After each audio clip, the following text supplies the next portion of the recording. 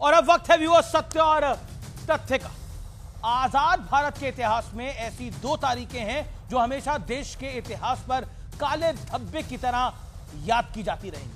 पहला है 1947 का वो दौर जब लाखों हिंदू बंटवारे की भेंट चढ़ गए थे। धर्म के आधार पर हुए बंटवारे ने इन लोगों को एक झटके में अपने ही देश से विस्थापित बना दिया था। कुछ मारे गए, कुछ लापता हो गए, महिलाओं के साथ रेप हुआ, जबरन धर्मांतरण हुआ। वो मानव इतिहास का सबसे बड़ा एक्सोडस था।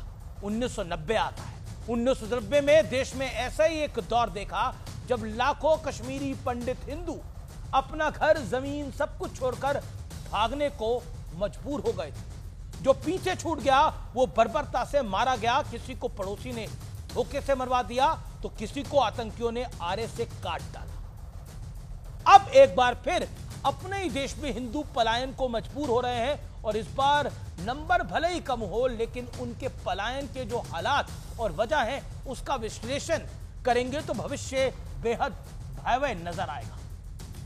एक कहावत है, यथा राजा तथा प्रजा, यानी सत्ता के मुखिया का जैसा आचरण होगा वैसी ही वहां की जनता का व्यवहार करेगी। याद कीजिएगा, जब वक्फ संशोधन बिल संसद में पास हुआ था तो पश्चिम बंगाल की सीएम ममता बनर्जी ने कहा, क्या कहा था? अगर याद नहीं है तो फिर सुन लीजिए क्या बोली थी ममता बनर्जी।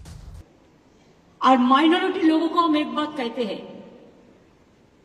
देखिए आप लोगों को दिल में दुख हुआ है वो आपका प्रॉपर्टी के लेके, आप भरोसा रखिए बंगाल में ऐसा कुछ नहीं होगा। बीजेपी का आरोप है कि उधर ममता बनर्जी ने बयान दिया, इधर मुर्शिदाबाद धधक गया। प्रत्यक्षदर्शियों के आरोप है कि चुन चुन कर हिंदुओं के घरों को आग लगाई गई, उनके घरों में तोड़फोड़ हुई, सड़कें जाम कर दी गई। जब संविधान के तहत चुनी गई मुख्यमंत्री कहें कि हम संसद में कानून को नहीं मानेंगे तो लोगों से क्या उम्मीद करेंगे?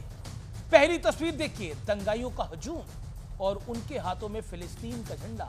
दूसरी तस्वीर देखिए, सारी गलियां सुनसान दिख रही हैं और घरों पर ताले लगे हुए हैं। तीसरी तस्वीर देखिए, उन लोगों की है जो आगे क्या होगा ये जाने बगैर अपना सब कुछ पीछे छोड़ने पर मजबूर हो गए हैं जान के लिए। ये गवाही ध्यान से सुनिए।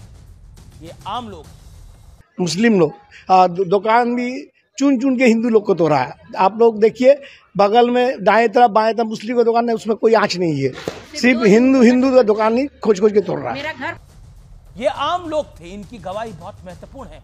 अब पुलिस कह रही है कि हिंसा की ये साजिश लग रही है, यानी एक पहले से साजिश लग रही है, जबकि बीजेपी दावा कर रही है कि जानबूझकर नाबालिग लड़कों को हिंसा के लिए आगे रखा गया था।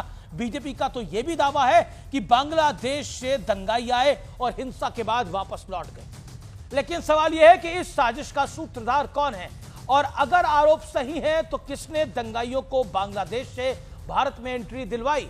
व्यूअर्स, देश हित में मेरी अपील है कि किसी अफवाह में ना आए, किसी भी दावे पर भरोसा ना करें और करने से पहले डबल क्रॉस चेक कर लें, क्योंकि हिंसा से किसी का भला नहीं हो सकता। इसलिए सावधान रहे, सतर्क रहिए और अपने आप को सुरक्षित रखिए।